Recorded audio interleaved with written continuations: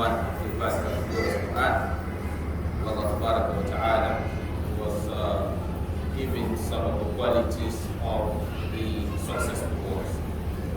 That is precisely in Surah Al-Baqarah, Allah Ta'ala was saying, ذَلِكَ الْكِتَابُ لَا رَيْبَ فِيهِ هُدًى لِلْمُتَّقِينَ الَّذِينَ يُؤْمِنُونَ بِالْغَيْبِ وَيُقِيمُونَ الصَّلَاةَ وَمِمَّا رَزَقْنَاهُمْ يُنْفِقُونَ.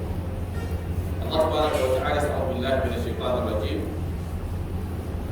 ذَلِكَ الْكِتَابُ لَا رَيْبَ فِيهِ هُدًى لِلْمُتَّقِينَ. He said, that is the book, that is the Quran. لَا رَيْبَ فِيهِ. There is no doubt in it. هُدًى لِلْمُتَّقِينَ. It is a guidance for those who are God conscious. And the God conscious ones are the successful ones. The God conscious ones are those who will have a good life in this world and the best of all lives in the hereafter. They are the righteous servants of Allah Ta'ala, the inheritors of Jannah. And like in another verse of the Quran, Allah Ta'ala says, وَسَارِعُوا إِلَى مَغْفِرَةٍ مِّن رَّبِّكُمْ وَجَنَّةٍ عَرْضُهَا السَّمَاوَاتُ وَالْأَرْضُ أُعِدَّتْ لِلْمُتَّقِينَ. It is He saying you should hasten towards attaining the forgiveness of Allah Ta'ala and the paradise. That Allah Ta'ala says, وَسَارِعُوا إِلَى مَغْفِرَةٍ مِّن رَّبِّكُمْ وَجَنَّةٍ عَرْضُهَا السَّمَاوَاتُ وَالْأَرْضُ. He said the wideness of that Jannah is like the wideness of the heavens and the earth. Then He said, أُعِدَّتْ لِلْمُتَّقِينَ. It is preserved, or it is preserved for those who are God conscious. So Jannah is meant for them. And in this life, they are also the successful. I know many of us have our own interpretation of success. Some of us interpret a rich man as successful person, or maybe somebody in a high position as successful person. But when you talk about real success, it's someone whom Allah Ta'ala, have blessed in whatever he is in this world, and he will have the best in the hereafter. Because whatever you have, and there is no blessing inside, is nothing. That is, whatever you have, if there is no Allah inside, is nothing. Because whatever you have, you think you have something, in reality you have nothing. Because whatever you have is just an opportunity given to you by Allah to use that opportunity to build your home. That's all. But you don't own anything. Because if Allah gave you, if you have money today, it's not your own. It's not yours. Everything in this world belongs to Allah, including yourself. Allah said, لِلَّهِ مَا فِي السَّمَاوَاتِ وَمَا فِي الْأَرْضِ. Allah belongs all in the heavens and the earth. So yourself, your wealth is Allah's property. So anything you control today is just a means Allah has given you. He said, لِنَنْظُرَ كَيْفَ تَعْمَلُونَ, for us to see what they will do. Because what you control today, someone else will take charge tomorrow. It doesn't matter what it is. And as we usually tell ourselves from time to time, your connection with anything around you is this. You will either go and leave it one day, or that thing will go and leave you. But one of these two must happen. No amount of dua will change it. That is, no amount of dua will change it. Highest, even if you will have anything, maybe Allah giving you opportunity to make a choice between the two. That is either between you dying with that thing, or that thing going while you are still alive. That is, if it is wealth, the wealth will be there, and your life will end. Or your life, the wealth will go, and your life is still there. This is even if it is power. Maybe your tenure may expire, or you may die before the expiration of your tenure. So basically, nothing is yours. So anything is just, you have is just an opportunity. That's why, like in one hadith, the Prophet is saying that اغتنم خمسا قبل خمس. He said, take advantage of 5 things before 5 things come. Let's take advantage of what? 5 things before 5 things come.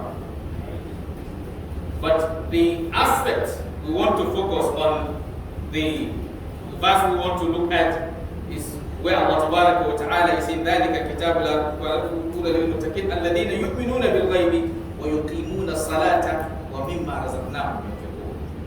Allah went further to describe these righteous servants of His. He said they are those who believe in the hidden. يُؤْمِنُونَ بِالْغَيْبِ. They believe in the hidden. وَيُقِيمُونَ الصَّلَاةَ. They establish the prayer. They say وَمِمَّا رَزَقْنَاهُمْ يُنْفِقُونَ. And out of what we provided them, they spend. They give out. They spend it in the cause of Allah Tabaraka wa Ta'ala. That is, they judiciously spend out of the wealth Allah has given them. You know, Allah said, وَمِمَّا رَزَقْنَاهُمْ. It's out of what we provide, or out of the wealth we give. It is a very wide statement. In most cases, when you say wealth, or when you say risk, most of us need to think about more of material things, that is money, or things like that. But in the actual sense, any useful thing given to you by Allah is wealth. And that is why every human being is wealthy. And everybody is poor. So it depends on the angle you are looking at it from. Maybe some people are monetary-wise wealthy, but health-wise poor. Some people are power-wise wealthy and health-wise poor. Some people, in terms of people, you know, that is population or people, that is having people around him, he is what? Wealthy, and someone else is what? Is poor. So everybody has something in excess and something in small quantity. Somebody have connection and somebody have what? Little connection. So that is why Allah is saying, Antumul fuqara ila Allah. We are all what? Poor or in need before Allah Tabaraka wa Ta'ala. In real time, wealth in real time is only Allah who is wealthy. He doesn't need anybody. In Allah, like we said, so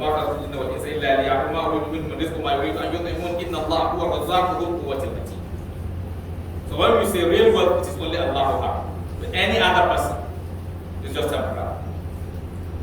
And whatever you have is just opportunity given to you by Allah Tabaraka wa Ta'ala. So here Allah says, out of what we give them, they spend judiciously. What I want us to look at it here is this. Situations we always find ourselves. Allah always guides us as to how to get out of it. Here Allah describes His righteous servants as those who spend out of what He gave them. Most of our challenges do come from we not wanting to what? Spend judiciously out of what Allah gave us.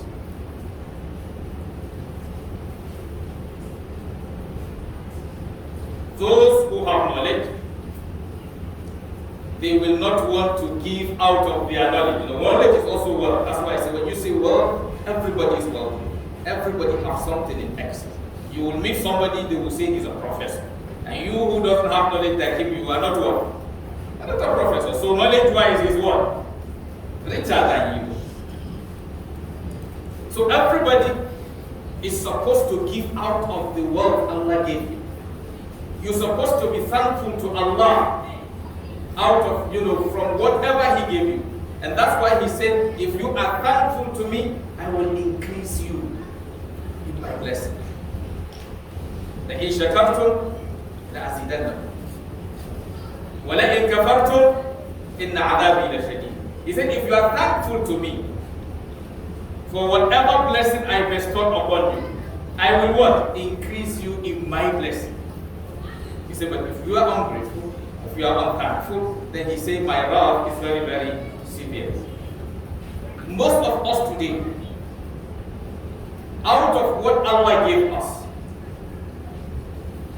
we are stingy to give out of it. Those who have strength they think more of what to use the strength to acquire for themselves, and they don't think about how they will use the strength to also help others. Those who have money, they think of accumulating that wealth more than how can they spread their wealth among their brothers. Those who have power, they think more of how to use their power to enrich themselves at the expense of those around them. So everybody is only concerned about how to use what he has for himself alone. And that's why we find ourselves in the state we are. You know, Allah say, we say when you are very thankful to me. And when we say being thankful to Allah, it means whatever He gave you, you acknowledge in your mind that yes, this is from Allah wa ta'ala. Don't think it is by your mind or by your strength or by your smartness. If not, it becomes like the case of Qarun, where he says, إِنَّمَا أُوتِيتُهُ عَلَى عِلْمٍ عِنْدِي.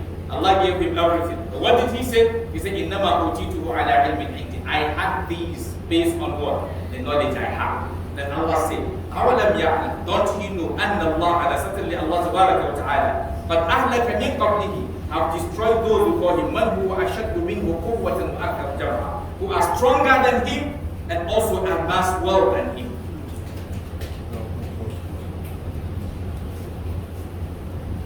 So that if Allah tabaraka wa ta'ala gives you anything, first, one of the things you need to think is how can you use it to help those around you?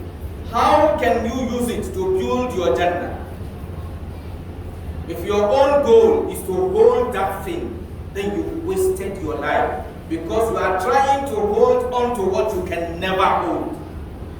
You can never hold it. The money, the wealth you have today, yesterday belongs to some people. Physically, immediately. Today you may say you went for a business. You sold something for 1 million.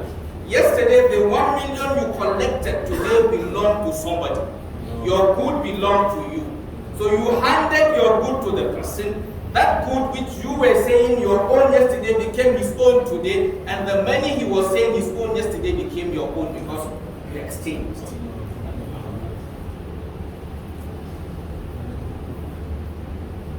So that's why a rational person or a God-conscious person knows that any opportunity or whatever you have access to is just a means for you to build your house. That's why this scholar is saying in one of his poems, we usually mention it here, he said, لا دار للمرء بعد الموت يسكنها إلا الذي كان قبل الموت بانيها فإن بناها بخير طاب مسكنه وإن بناها بشر خاب بانيها. He said there is no abode for any living being after death that is going to live in except the one he built before he dies. That is, there is no abode, no home, no place for anyone to live after death except the one he built before his death. He said if he built it with good, then he will have a comfortable, a convenient place. And he said if he built it with evil, then such a builder is in loss.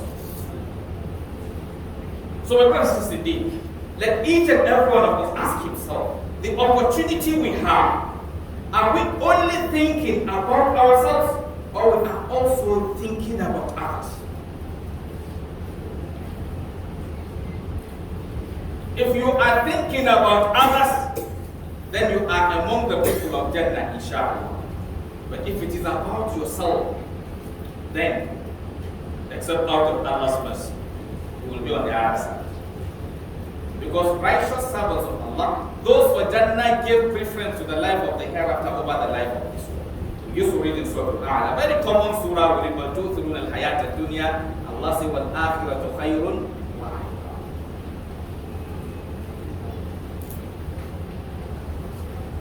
So my brothers and sisters, ask yourself, what are the things Allah will bless you with? Is it knowledge? Is it power? Is it wealth? Is it connection? Anything useful that Allah gave you, ask yourself, how are you extending it to others? Don't just read the Quran or listen to tafsir and you just pass by. You will come, scholars will tell you, talking about righteous people, Allah says, وَيُطْعِمُونَ الطَّعَامَ. They feed others, miskinan, the poor, وَيَتِيمًا, and the orphan, وَيَتِيمًا, and the orphans, وَأَسِيرًا, and the war captives. And Allah said, what would they used to say? إِنَّمَا نُطْعِمُكُمْ لِوَجْهِ اللَّهِ. We are feeding you for the sake of Allah. لَا نُرِيدُ مِنْكُمْ جَزَاءً وَلَا شُكُورًا. We do not expect appreciation from you, or we expect we don't expect reward from you or compensation from you, and even appreciation from you, because they are expecting their reward from you, from Allah Ta'ala. So any society that becomes extremely selfish, then that society, no matter how wealthy it tends to look, it will suffer. Because like our country, Allah have given us more than enough. Allah has given us more than enough. But our problem is everyone is only concerned about himself and himself alone.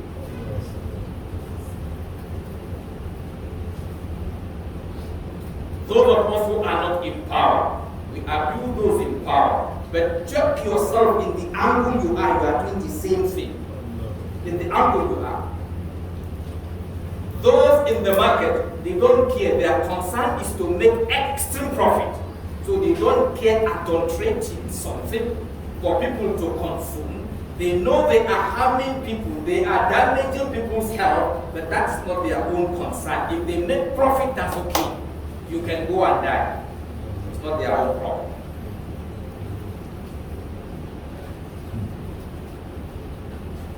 All the pharmacists, you wouldn't mind producing what?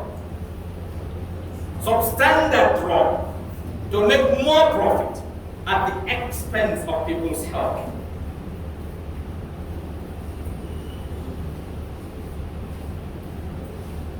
Or the security officer, he is also not concerned about the security. He is more concerned about what? What he will make. So it makes him to neglect his duty. And then you will have what? Insecurity. All the leaders will also think about themselves, forgetting the people. And it makes, yes, if you are suffering, yes, to them everything is what? Is fine. So long as they are what? Okay. And like I used to say, I'm not saying in every angle everybody is bad. In every sector, you have the good ones and you have the bad ones. But unfortunately, the bad ones are more. That's the truth. So it has nothing to do with any sector. That is why if we want to solve our problem, don't focus on one sector. Look at the politicians, look at the civil servants, look at the businessmen. So we all have to look at ourselves. We have to look at even scholars. Nobody is out. Nobody is out.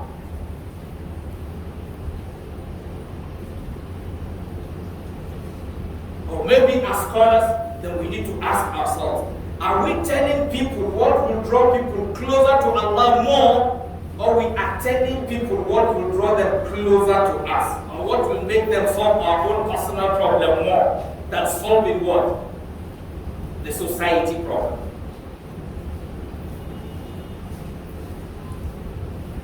So brothers indeed, Allah has blessed you. Be thankful to Allah for the blessing. And like we said, the way you will thank Him, you thank Him in your heart. That is believing that this thing you had, though you put in effort, yes, Allah blessed the effort and you had what you had. It's not just by your effort.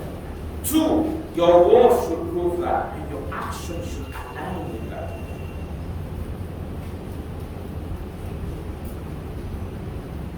And as a Muslim, that's what makes you a Muslim. That's what makes a Muslim community different from other communities. They are communities that look at themselves like a single body. That yes, when one body is in pain, the other feels the pain. Whether as a rich man, or as a businessman, or as a leader, or as anything. If other people are suffering, and you feel okay, you feel comfortable, you need to check your iman.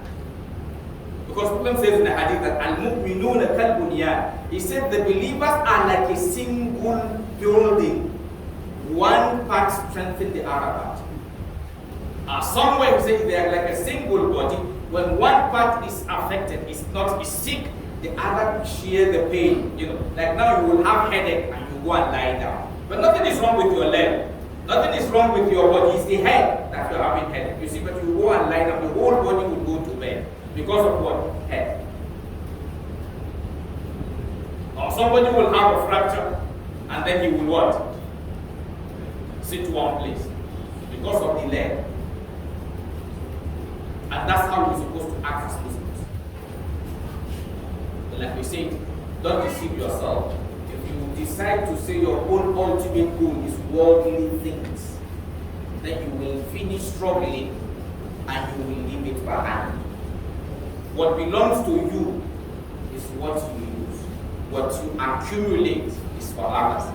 Muslim said to us in a hadith, who amongst you have that, the wealth of his heirs, that is those who inherit him, is more important to him than his own. Then the Sahaba said, no, each and every one of us, we value our own wealth more than our own heirs and wealth. Then it's okay, what you use, that's your own. And what you accumulate, that is forever.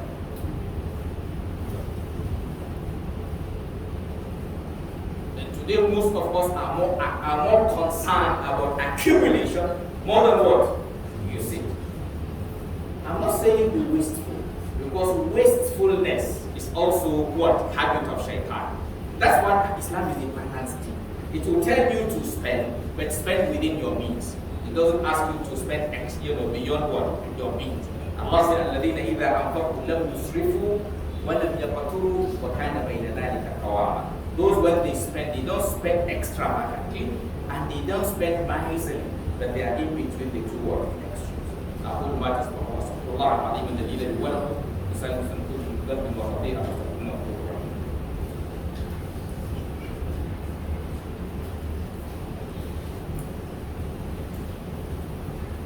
الحمد لله رب العالمين والصلاة والسلام على رسول الله وعلى آله وصحبه ومن والاه ما بعد عباد الله أوصيكم ونفسي بتقوى الله عز وجل. Always ask yourself, how are you building your character? Asking yourself how you build your character will make you to live a good life in this world. Because thinking about how you build your character will even make you to take good care of yourself. Because even Islam taught you that your body has rights over you. It taught you that your neighbors have rights over you. It taught you how to remove harmful things to the people on the road. So when we talk about people thinking of the hereafter, we're not just talking about people that will always be in the mosque, or they maybe fast every day, or things like that. Those things are part of it. But people who think about the hereafter are people who are always concerned about their character generally. Because that is what Islam is all about. Islam is about character. If you want to know how good you are as a Muslim, assess your character. If you have the best character, you are the best Muslim. And if you have the worst character, then you are the worst Muslim. Because he said, he said, Akmalul Mu'minina Imana. He said, the best of the believers in faith, he said, what? Ahsanuhum khuluqan, the best of them in character. And that is why he is the best in what? In character. Allah said, وَإِنَّكَ لَعَلَى خُلُقٍ عَظِيمٍ. You stand on the best and most noble character. A good Muslim is kind-hearted. A good Muslim is forgiving. A good Muslim is generous. And good qualities. A good Muslim is respectful. He respects elders. He doesn't disrespect elders. A good Muslim shows mercy to the younger ones.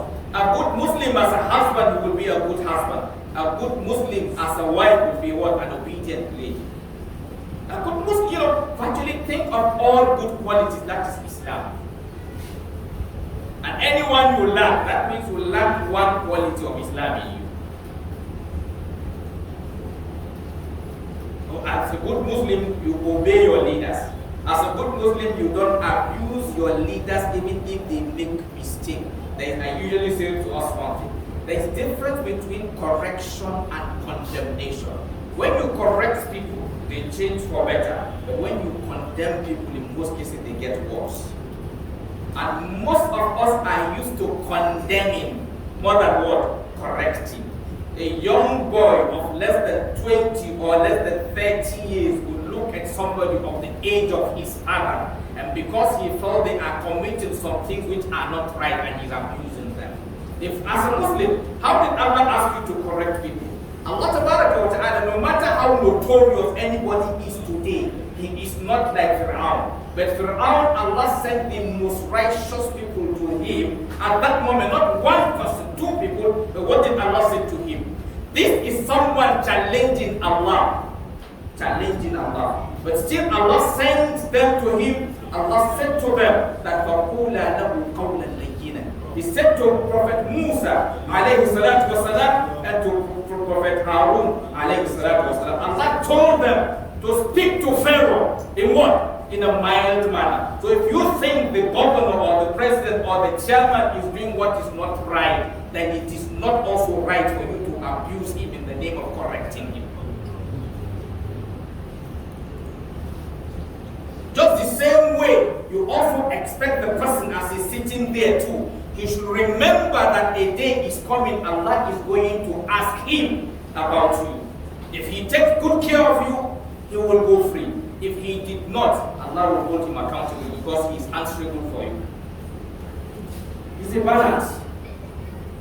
They say two wrongs cannot make a right.